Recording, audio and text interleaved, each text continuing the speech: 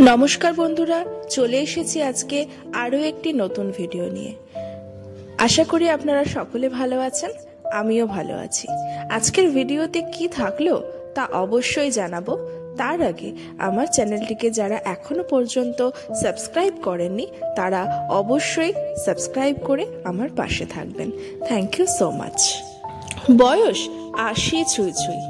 এই বয়সে অনেকে অবসরে চলে যান, তবে অবসর মানেই কিন্তু জীবনের শেষ নয়। বাকি জীবনটাকে উপভোগ করেন নিজের মতো করে।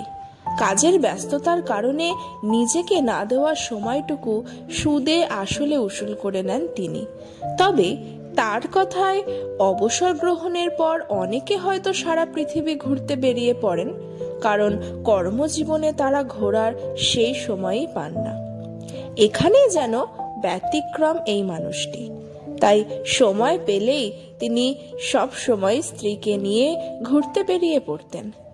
আরও বললেন, সারা জীবনে দেশে বিদেশে অনেক জায়গাতেই ঘুরেছি, কিন্তু বয়সের কারণে এখন ইচ্ছে থাকলেও আর শরীর খারাপ হওয়ার ভয়টা মনের মধ্যে বেশি জাঁকিয়ে বসেছে।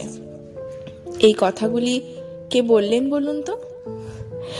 এই কথাগুলি বললেন টলিউডের খ্যাতিমান অভিনেতা রঞ্জিত মল্লিক। রঞ্জিত মল্লিক ভারতীয় বাংলা চলচ্চিত্রের একজন প্রভাবশালী নায়ক এবং চিত্রাভিনেতা। এটা তো আপনারা সকলেই জানেন। বঙ্গবিভূষণ প্রাপ্ত এই বর্ষিমান অভিনেতা সেই সাদা কালো যুগ থেকে এখনো অবধি বহু বাংলা সিনেমাতে সমান পারদর্শিতার সাথে অভিনয় করে আসছেন। ১৯৪৪ সালের ২৮শে সেপ্টেম্বর ভবানীপুরে বনেদি মল্লিক বাড়িতে জন্মগ্রহণ করেন এই অভিনেতা।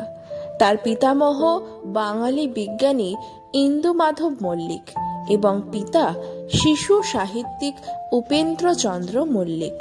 কলকাতার মল্লিক বাড়ি তাদের দুর্গাপূজার জন্য বিখ্যাত হয়ে আছে বহু কাল ধরে। রঞ্জিত মল্লিকের ডাকনাম ছিল রজ্জু।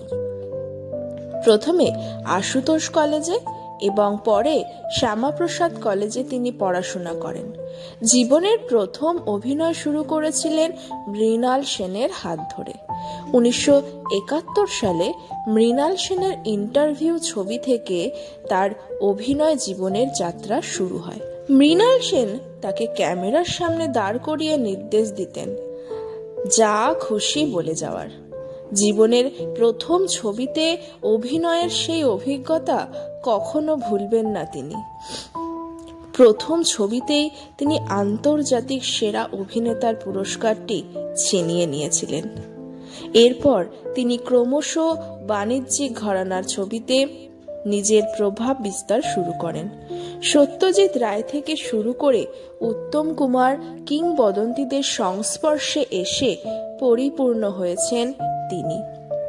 উত্তম কুমারের সাথে সহনায়কের ভূমিকায় তিনি মৌচাক ছবিতে যথেষ্ট জনপ্রিয় হন।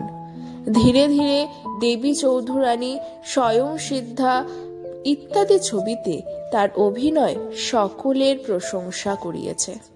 আর অন্যদিকে সত্যজিৎ রায় তার শাখা প্রশাখা ছবিতে মুখ্য চরিত্রে নির্বাচন করেন তাকে। সত্যজিৎ রায় আবার তাকে ছবি এঁকে চিত্রনাট্য বুঝিয়ে দিতেন। ১৯৭০ সালে প্রধানত নায়কের ভূমিকায় অভিনয় করলেও ১৯৮০-র মাঝভাগ থেকে তিনি ক্রমশ বড় ভাই, মামা বা সমাজের আদর্শ পুরুষ ইত্যাদি চরিত্রে, যা কিনা সরাসরি নায়কও নয় আবার নায়কের থেকে কিছু কমও নয়, এই রকম চরিত্রে অভিনয় করতে শুরু করেন রঞ্জিত মল্লিক। যেমন গুরুদক্ষিণা, ছোট বউ, সংঘর্ষ, নায়ক, ইন্দ্রজিৎ ইত্যাদি ছবি তার প্রকৃষ্ট উদাহরণ। উত্তম কুমারের পরবর্তী সময়ে যখন বাংলা ছবির দর্শক সিনেমা হল থেকে মুখ ঘুরিয়ে নিয়েছিলেন, ঠিক সেই সময় পরিচালক অঞ্জন চৌধুরীর সাথে জুটি বেঁধে তিনি শত্রু সিনেমায় এক সৎ নির্ভীক পুলিশ অফিসারের ভূমিকায় অভিনয় করেন। এই ছবি বাংলা ছবিতে একটি মাইলস্টোন হয়ে আছে আজও। তিনি বলেছেন, কখনো অভিনয়ে প্রথাগত শিক্ষা ছিল না আমার। বাড়ির দুর্গাপুজোয় কবিগানের লড়াই ছিল প্রথম অভিনয়ে হাতেখড়ি। এরপর বিভিন্ন গুণী শিল্পীদের সংস্পর্শে এসে আমি শিখেছি অভিনয়ের খুঁটিনাটি। যেমন উত্তম কুমারের সাথে শিখেছি সিঁড়ি থেকে পড়ে যাওয়ার টেকনিক। অভিজ্ঞতা তাকে শিখিয়েছিল। খ্যাতি প্রথম কয়েকটা ছবি উতরে দিতে পারে বটে, কিন্তু অভিনয় জগতে নিজের জায়গা করে নেওয়ার জন্য প্রয়োজন হয় প্রতিভার। তার অভিজ্ঞতার ঝুলিটি নেহাতি কম নয়। ঝুলিতে রয়েছে অনেক গল্প আর অনেক স্মৃতি।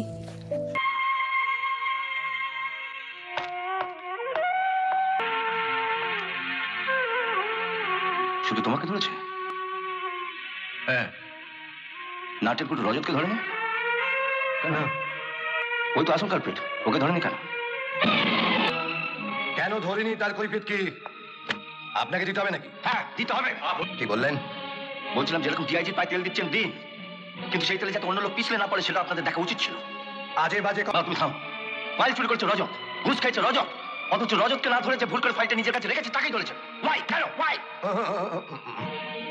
ওভাবে টেবিল চাপড়াবেন না।